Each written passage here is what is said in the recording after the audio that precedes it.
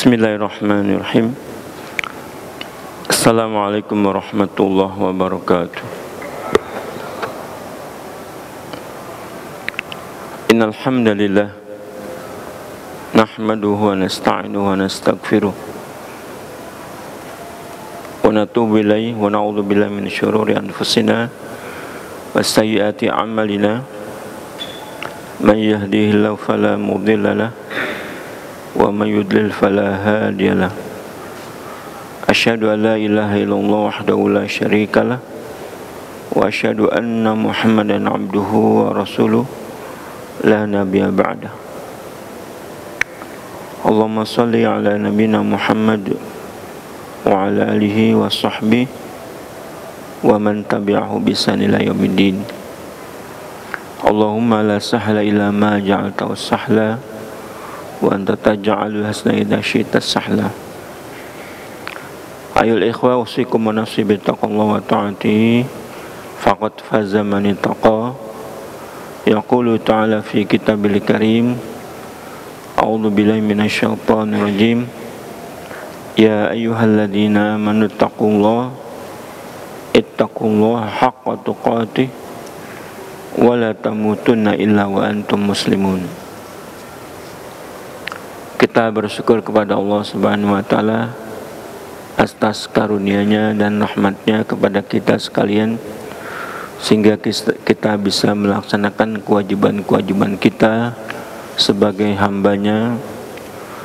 Kita berharap saat menutup hidup di dunia ini, kita dalam keadaan beramal soleh sehingga dinilai sebagai husnul khatimah.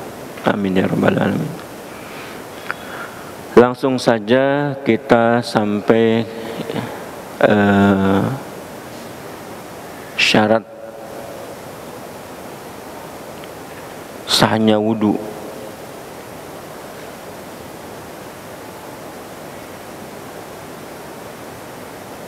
Kemudian kita lanjutkan tentang fardhu wudu atau rukun wudu.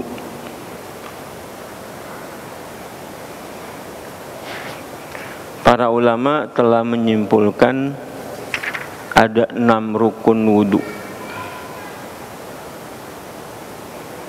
Yang pertama adalah membasuh wajah secara sempurna.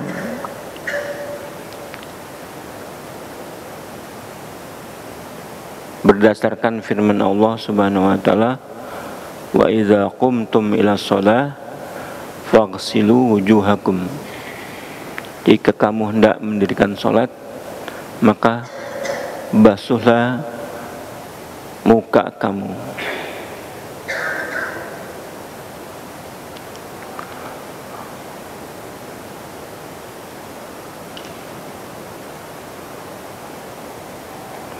Nah, dalam prakteknya, karena muka itu termasuk mulut dan hidung, dan Nabi tidak pernah melewatkan dari berintinsyak, ya. Intisyak itu maksudnya memasukkan dan mengeluarkan air dari hidung.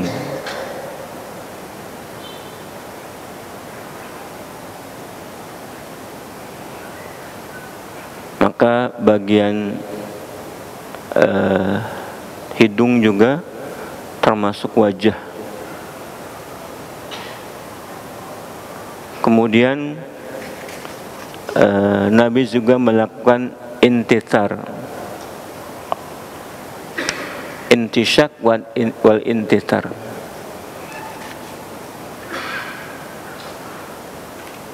Memasukkan air dan mengeluarkannya dari hidung. Nah, dalam kitab Al-Muyassar ini disebutkan karena hidung bagian dari muka, maka Intisar itu juga intisyak dan intisar bagian daripada yang mesti kita lakukan.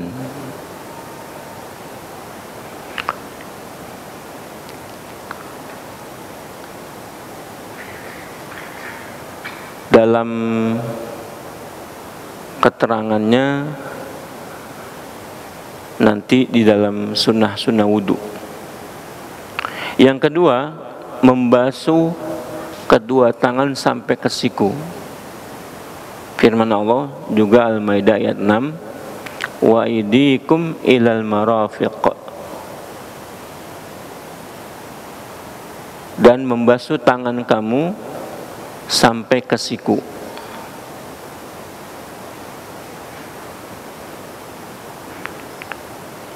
Kita lanjut, mengusap kepala seluruhnya. Firman Allah, wamsahu bi ru'usikum. Nah, ini ada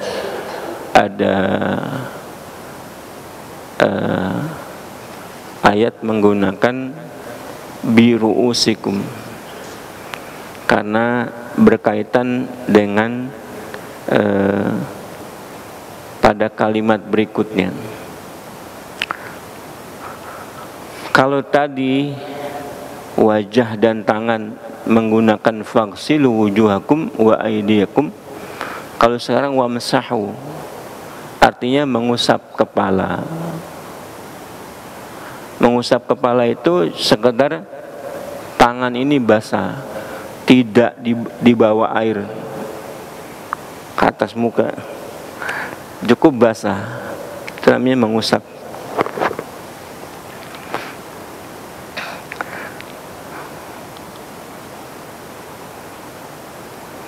Nah, dalam ini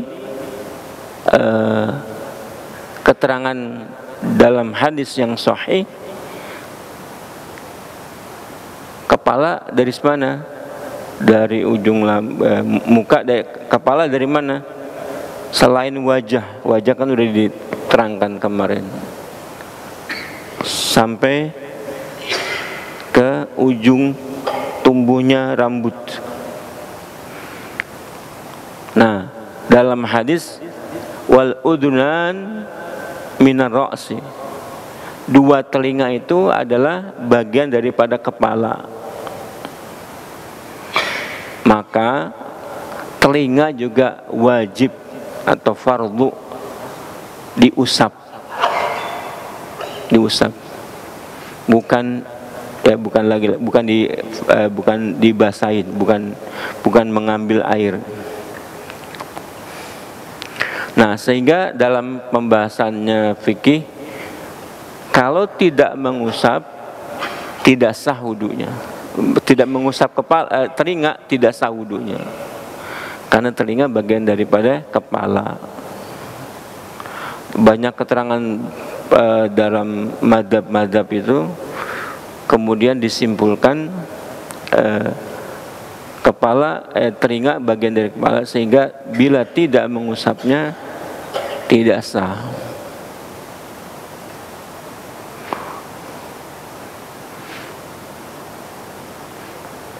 Dikatakan sehingga tidak sah mengusap sebagian kepala saja tanpa sebagian yang lain.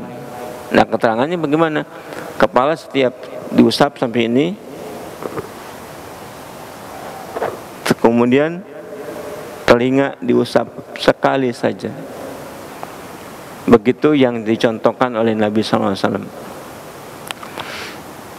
Yang keempat, fardu yang keempat, wa arjulakum ilal ka'bain, membasuh kedua kaki sampai kedua mata kaki. Wa arjulakum, nah dibacanya wa arjulakum, kembali kepada membasuh wujuhakum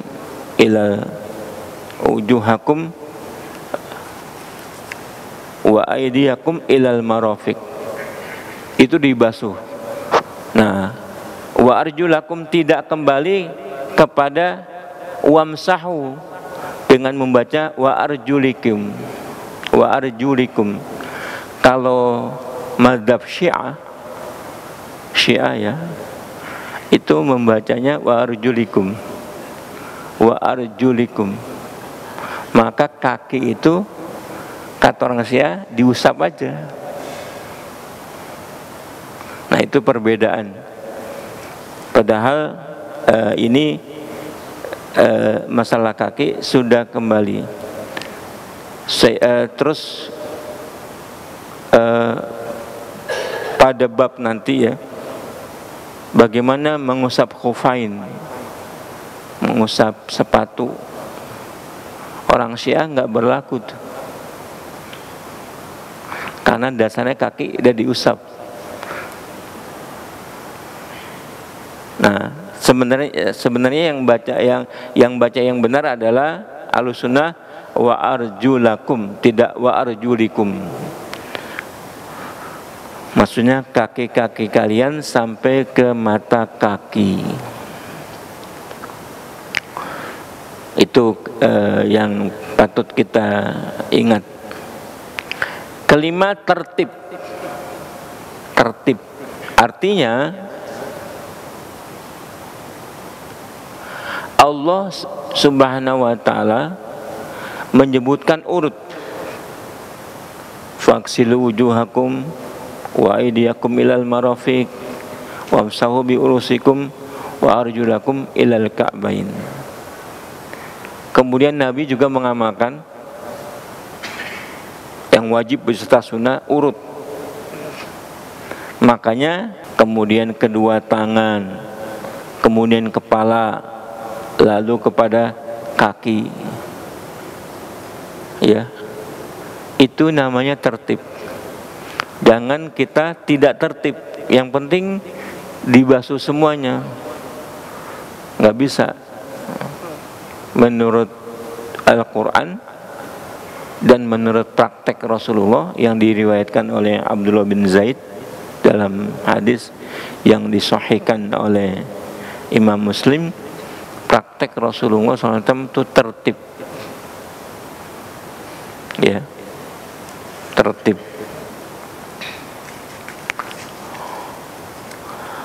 Yang keenam, muwalah. Muwalah itu artinya membasuh anggota wudu secara sempurna, kemudian anggota berikutnya dimulai dari sebelah kanan. Nah, yang praktek keliru, orang wudu satu begitu ya, itu keliru. Tangan kanan dulu tuntaskan, ya, baru tangan kiri. Jangan tangan kanan dan tangan kiri, tangan kanan tangan kiri. Itu enggak muawalah. Terus kemudian arti muawalah juga setelah satu anggota selesai, segera anggota berikutnya. Tidak boleh ditunda dalam jeda waktu. Seseorang wudhu misalnya baru kepala nih. Kemudian dia pergi dulu sebentar. Terus lanjutkan langsung, bukan habis kepala terus tangan. Itu namanya tidak muawalah. Pekerjaan wudhu dilaksanakan, dituntaskan, baru pekerjaan yang lain. Itu yang Nabi praktekkan. Ya. Membasuh satu anggota secara langsung setelah anggota sebelumnya tanpa menundanya. Karena Nabi SAW berwudu secara berkesinambungan. Berdasarkan hadis Khalid bin Ma'dan radhiyallahu anhu, qala anna Nabiy sallallahu alaihi wasallam ra'a rajulan yusalli wa fi dhahri qadamihi lum'atun qadru dirham lam yusibha al-ma' fa'amarahu ayu'ida wudu. Bahwa Nabi SAW melihat seorang laki-laki sholat, sementara di punggung telapak kakinya ada apa namanya, lum'atun, itu ada titik yang tidak terkena air sebesar koin logam. Koin logamnya dirham. Yang tidak tersentuh air bagian itu, ya koin lah, koin logam. Tidak tersentuh air bagian itu, maka beliau memerintahkannya agar mengulangi wudunya. Nah, pernah kita lihat kalau mazhab bagian yang tidak terkena wudu mesti diulang seberapapun besarnya. Nah, tapi yang mengambil sebesar logam itu mazhab Abu Hanifah. Kalau ada sebesar logam kulit tidak terkena wudu, maka mengulang wudunya. Kata lum'ah bermakna tempat yang tidak terkena air wudu dari kulit pada saat mau kita wudu atau mandi.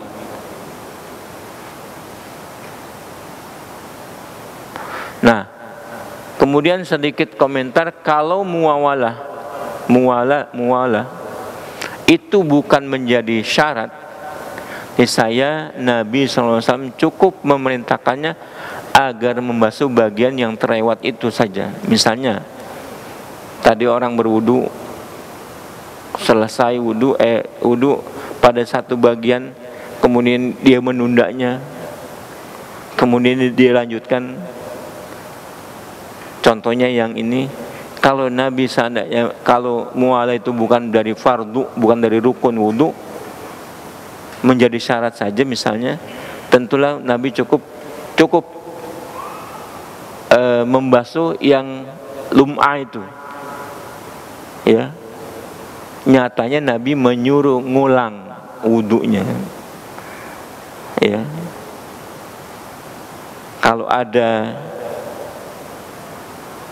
yang bagian wudu tidak terkena air, itu tidak di wudu dibasahin, yang bagian itu aja yang tidak kena air tadi. Enggak, ternyata Nabi menyuruh mengulang wudu secara keseluruhan.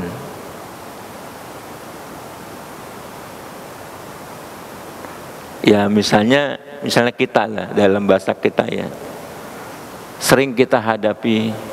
Misalnya kita udah wudu ya, sudah sempurna, sudah selesai. Pada saat bersamaan atau pada saat di tengah-tengahnya batal, buang angin misalnya, kita mestinya wudu sempurna lagi.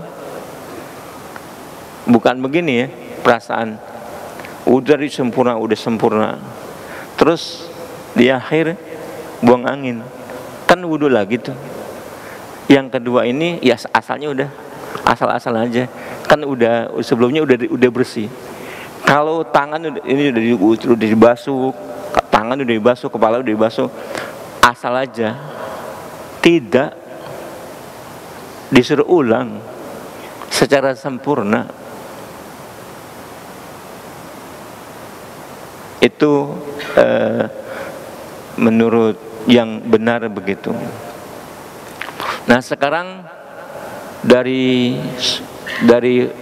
rukun wudu kita sampai kepada sunnah wudu. Nah sunnah ini kalau diamalkan semuanya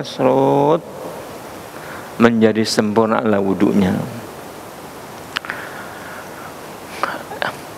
Ada beberapa perbuatan yang dianjurkan untuk dilakukan saat berwudu.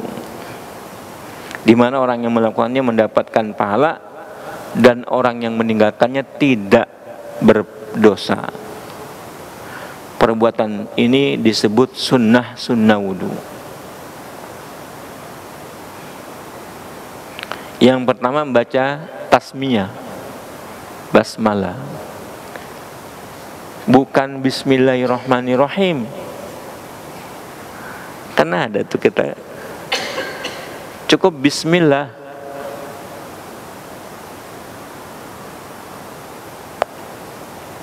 Cukup bismillah ya. Jangan bismillahirrahmanirrahim.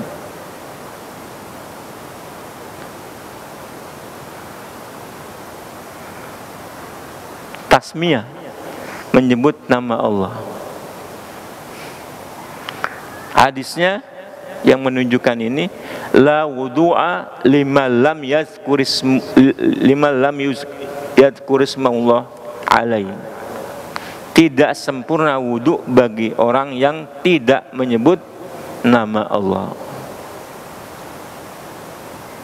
Bismillah. Banyak hadis lain.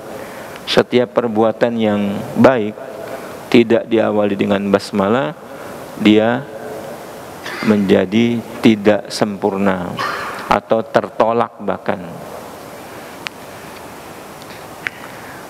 Dimulai dengan baca basmalah.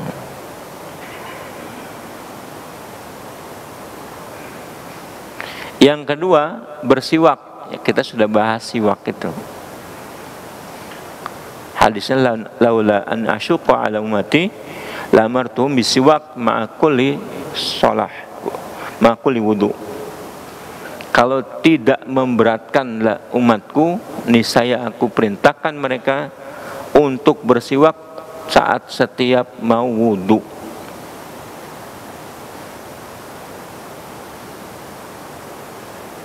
Kalau kita di masjid kan nggak bawa siwak, paling terutama sikat gigi nggak bawa. Nah, dalam bersiwak itu diterangkan kan kemarin sudah, kalau pakai sikat gigi boleh, kalau pakai miswak, akar pohon yang berfungsi sebagai siwak, kalau tidak ada cukup pakai tangan ini dimasukkan ke mulut.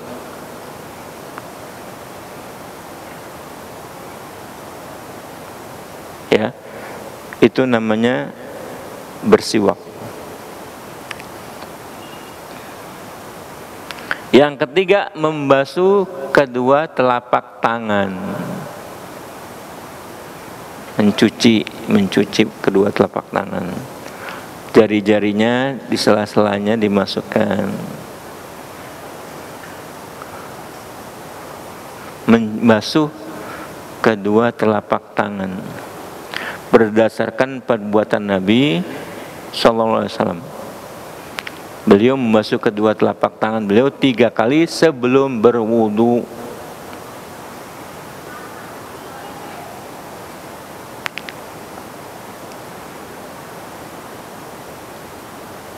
Yang keempat, berkumur.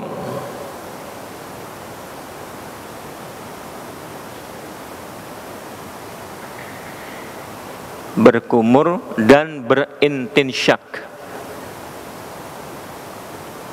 dan intisar. Berkumur, kumur-kumur, terus menghirup air ke dalam hidung, kemudian mengeluarkannya. Satu rangkaian tuh, nggak bisa ya. Masukkan air ke mulut, terus sedot lewat hidung. Boleh nggak masuk kumur-kumur pakai 1 kali atau 3 kali, kemudian kita ngambil airnya masukkan ke hidung. Memasukkan air untuk kumur-kumur ke mulut, ke hidung sekaligus. Kebanyakan kita tidak bisa, karena umumnya berkumur-kumur dulu.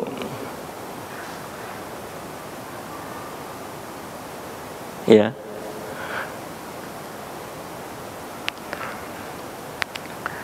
berdasarkan hadis famad madha wantasar wastansar, Nabi SAW berkumur kemudian mengeluarkan air dari hidung.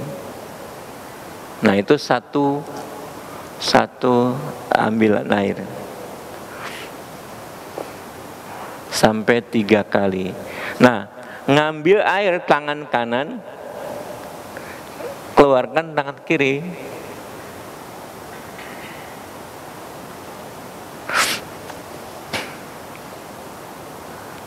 Tambah pusing gue.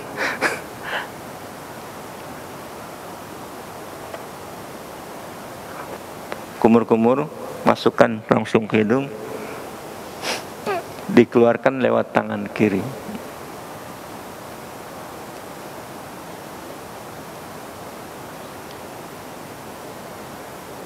Ya ini sunnah. Siapa yang mengamalkan dapat pahala, yang tidak mengamalkan ya tidak apa-apa. Tapi kalau mau sempurna ya semua yang Nabi kerjakan kita kerjakan. Karena kesempurnaan itu baik yang wajib maupun yang sunnah melihat kepada contoh Rasulullah SAW. Banyak hadis-hadis yang menjelaskan bahwa orang yang wudhu sempurna ya dapat pahala yang luar biasa. Misalnya orang yang wudhu di rumahnya, wudhu dengan sempurna, kemudian jalan ke masjid, tidak berniat apa ke dalam masjid kecuali untuk sholat, terus nunggu waktu sampai sholat, sampai dia kembali ke rumah dihitung sebagai sholat. Berapa jam kita, sekalipun sehabis itu kita ngobrol-ngobrol, tapi selagi belum batal sampai ke rumah lagi dihitung sebagai sholat.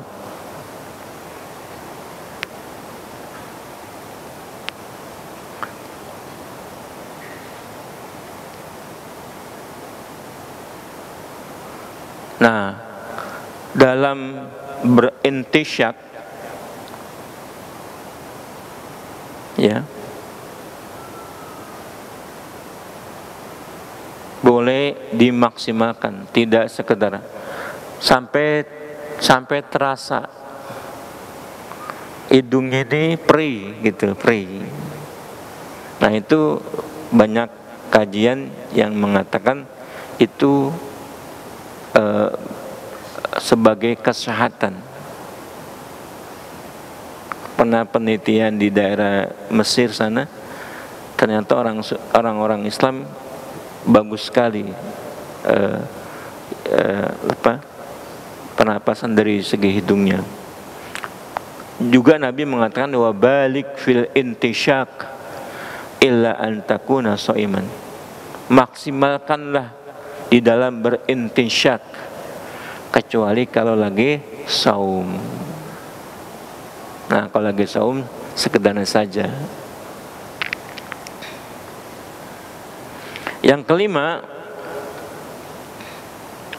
menggosok lengan dan menyilang-nyiling jenggot yang tebal dengan air sehingga air masuk ke dalamnya. Nah, ini menggosok itu bukan sekedar mengalirkan air, tapi menggosok kalau ada kotoran yang masih nempel. Kan kalau dialirkan air aja nggak hilang, perlu digosok. Gunanya digosok. Berdasarkan keterangan bahwa Nabi SAW karena sallallahu alaihi wasallam idza tawaddu'a yadluku diro'ai. Beliau sallallahu alaihi wasallam apabila berwudu, beliau menggosok kedua lengan beliau.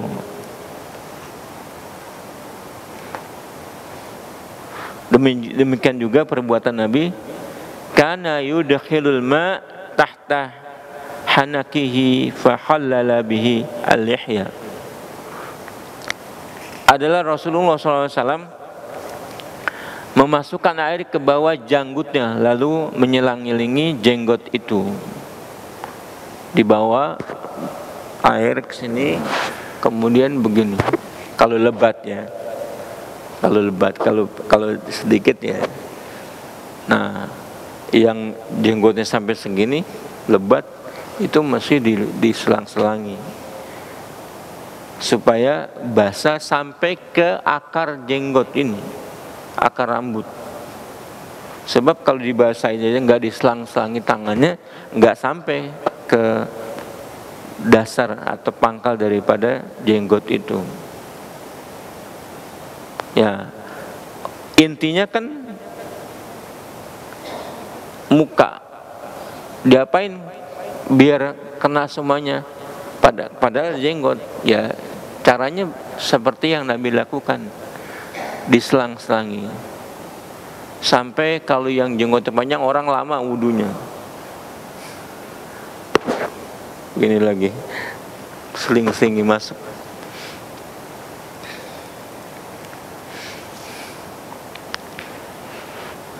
Keenam, mendahulukan anggota yang kanan dari yang kiri. Kanan dulu selesai 3 kali, baru pindah ke kiri. Jangan gini ya, tuh bolak-balik.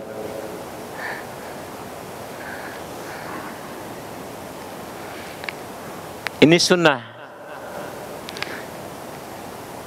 Kana yuhibbut tayamun fi tana'ulihi wa tarujudihi wa tuhurihi wa fi sya'ni kulli.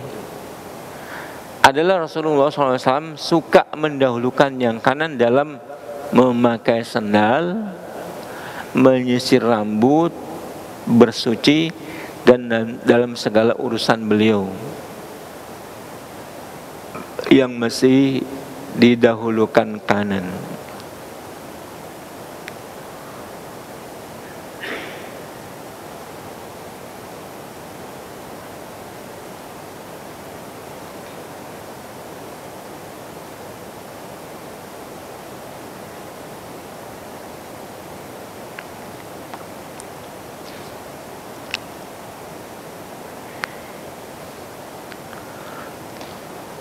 Ya, di dalam menyisir rambut sebelah kanan, sebelah kiri, bersuci, pakai sendal, bukanya kanan duluan, melepaskan sendal kaki kiri duluan, memakai sendal kanan duluan, masuk ke masjid kanan duluan, keluar masjid kiri duluan. Jangan lupa,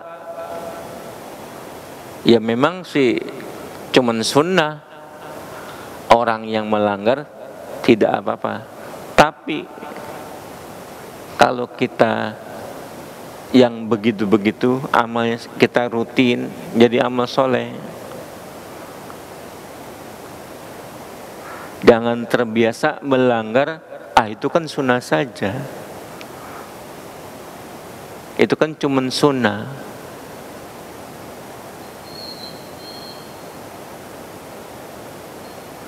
Yang cuman sunnah itu kalau kita enggak sengaja itu baru. Tapi tidak menyengaja, tapi menyengaja berbuat tidak sunnah, persoalan. Kita punya kesempatan, punya waktu, sadar sunnah kerjakan. Kalau kita sengaja melanggar yang sunnah, nah itu namanya tidak mau hidup dengan cara Islam. Hidup dengan cara Islam seperti yang dituntunkan Rasulullah SAW. Yang ketujuh, membasuh 3 kali untuk wajah, kedua tangan, dan kedua kaki. Ya, 3 kali. Nah, ini 3 kali ada pembahasan dari Ibnul Qayyim rahimahullah dalam kitabnya Ighatsatul Lahfan. Dikatakan kalau 3 kali kita harus sudah cukup. Begitu yang Nabi contohkan. 3 kali, 1, 2, 3. 3 kali itu harus bersih, sudah maksimal. Kotoran-kotorannya sudah terbasuh. Kalau seseorang merasa tidak cukup 5 kali sampai 6 kali, 5 kali, kata Ibnu Qayyim itu mubadir. Bahkan lebih keras lagi mereka mengatakan was-was syaitan.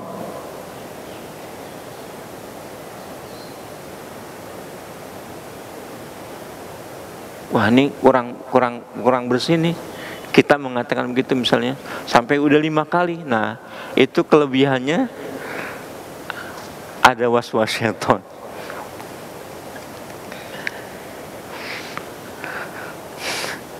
Dalam keterangan hadis anna Nabi sallallahu alaihi wasallam tawaddu'a marotain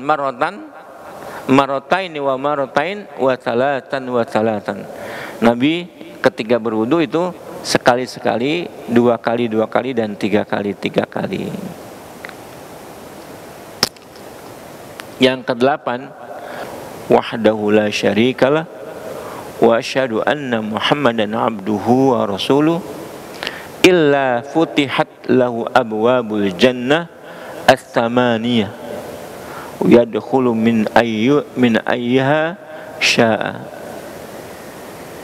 Artinya tidak ada seorang pun dari kalian yang berwudu lalu dia menyempurnakan wudunya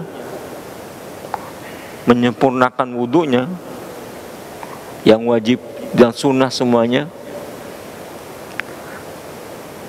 kemudian dia mengucapkan setelah wudu itu asyhadu alla ilaha illallah wahdahu la syarikalah wa asyhadu anna Muhammadan abduhu wa rasuluh, melainkan pasti pintu surga yang 8 dibukakan untuknya. Dia akan memasuknya dari pintu mana saja yang dia kehendaki. Disebabkan menyempurnakan wudu. Ditutup dengan doa asyhadu alla ilaha illallah wahdahu la syarikalah wa asyhadu anna Muhammadan abduhu wa rasuluh. Ini hadis riwayat Muslim sahih. Adapun tambahan asyhadu alla ilaha illallah wahdahu la syarikalah wa asyhadu anna Muhammadan abduhu wa rasuluh Allahumma ja'alni minat tawabina wa ja'alni minal mutatahhirin. Pertama diriwayatkan oleh Imam Tirmidzi.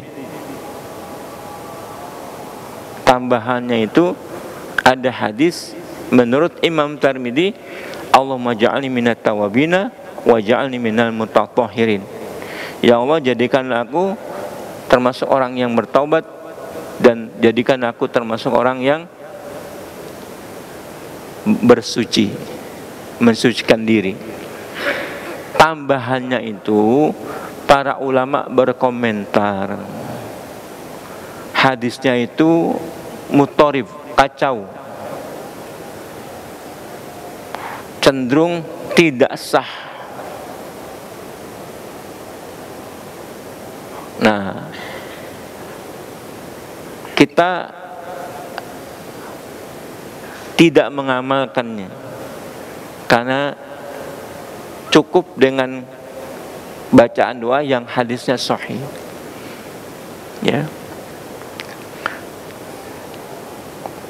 Tetapi bagi orang yang membacanya silakan saja.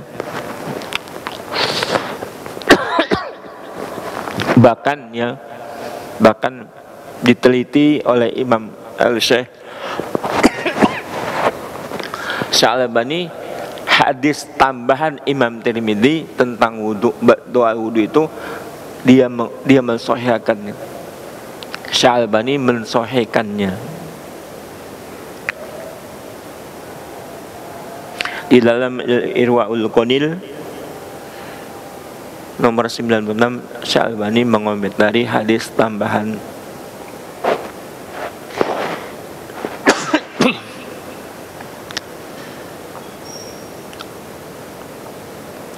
Itulah ke-8 sunnah-sunnah wudu. Kalau dipraktekkan dengan yang rukun menjadi wudu yang sempurna. Wallahu a'lam bishawab. Ada yang mau bertanya perihal wudu, silakan. Ya. Waalaikumsalam.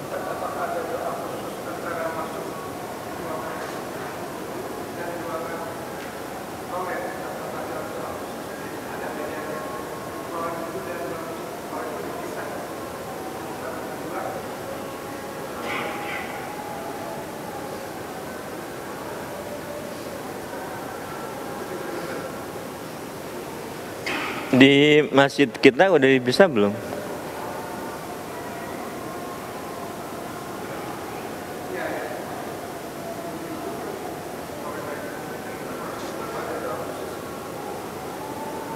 Oh,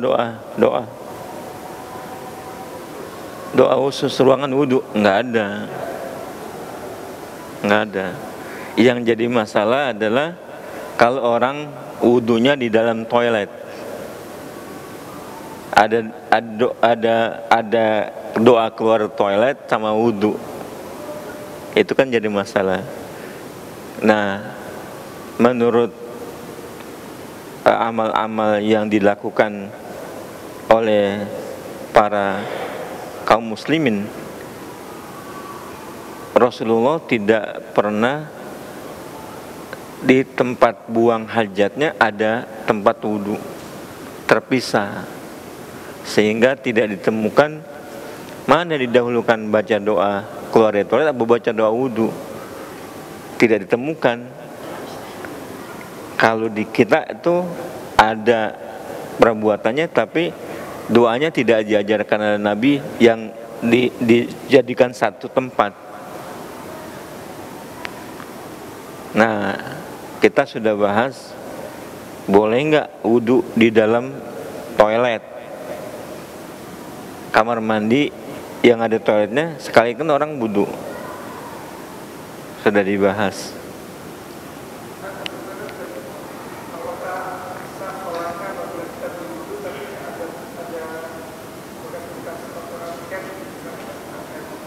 Tidak sah.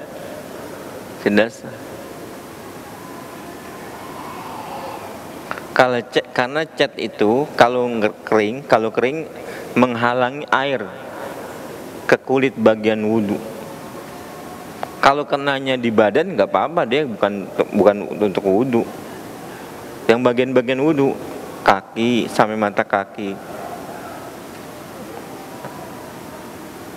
tidak sah. Tadi kan seorang yang disuruh ulang wudhunya Nabi, dia hanya sebesar logam, kelihatan di telapak kakinya tidak terkena air. Nah, apabila itu kena cat, gitu. Bagaimana darah?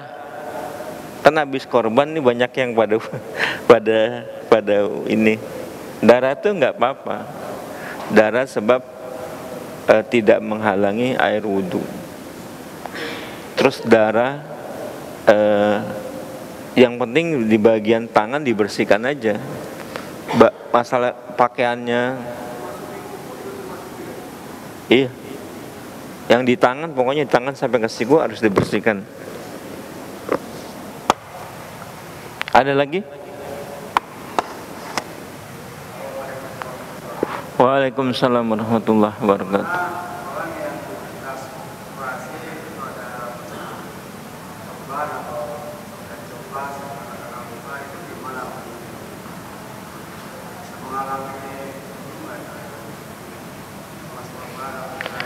Perban pasti menghalangi wudhu.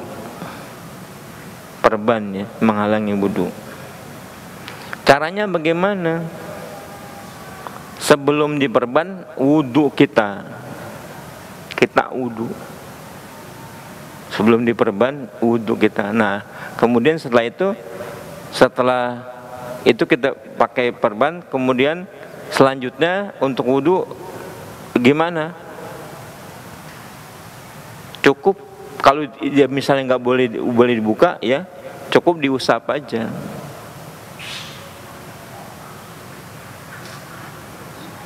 Kalau nggak boleh dibuka, nggak boleh kena air. Misalnya di sini luka ya, di tangan luka, ditutup pakai perban, nggak boleh dibuka, nggak boleh kena air. Ya kita wudu bagian yang tidak terkena perban, bagian di sini dilintasi aja. Ustaz.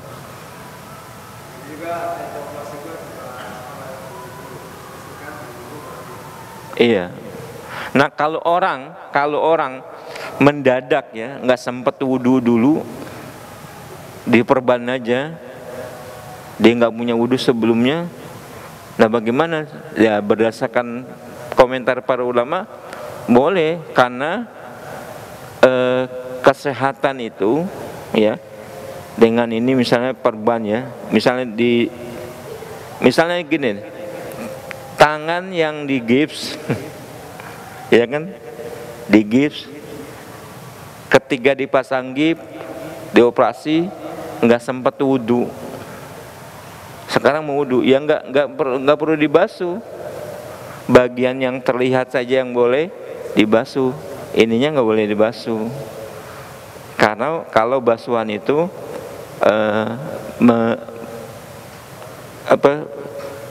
tidak boleh kena air. Nah dalam keadaan begini bagaimana dalilnya? Dalilnya adalah kalau orang udur syar'i itu kan, udur syar'i itu. Nah udur syar'i membolehkan seseorang tidak melakukan hal-hal yang terkena itu, udur syar'i.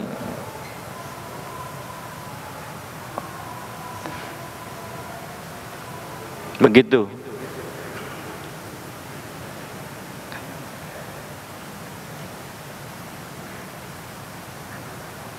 Ada lagi?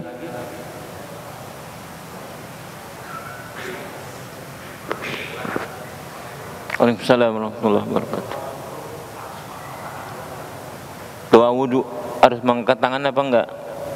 Iya. Adakah doa wudu yang diajarkan oleh Nabi? Doa wudu masuk dalam kriteria adab berdoa. Adab berdoa menghadap ke kiblat. Cuman mengangkat tangan apa enggak? Angkat tangan juga ada berdoa. Kalau tidak ada sunnah yang diajarkan oleh Nabi, berarti berlaku adab doa umum. Kan kalau yang doa tidak diajarkan oleh Nabi dengan ngangkat tangan, misalnya pada apa tuh? Sehabis dzikir setelah sholat, ya kan? Tapi kalau dalam yang lain yang tidak ada keterangan, berlaku kepada adab berdoa, menghadap ke kiblat, angkat tangan. Ya.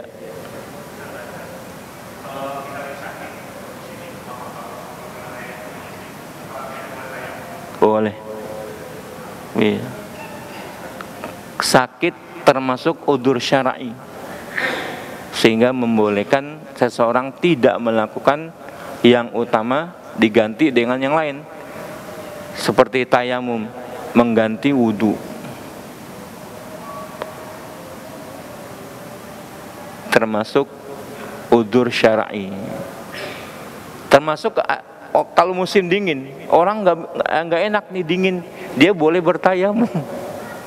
Begitu komentar para ulama. Dingin sekali. Kalau dia wudu sakit, diperkirakan sakit, dia cukup tayamum. Boleh, ujur syar'i itu. Saya rasa sekian dulu ya. Mudah-mudahan bermanfaat. Kita akhiri. Subhanakallahumma rabbana wa bihamdika asyhadu an la ilaha illa anta astaghfiruka wa atubu ilaik. Assalamualaikum warahmatullahi wabarakatuh.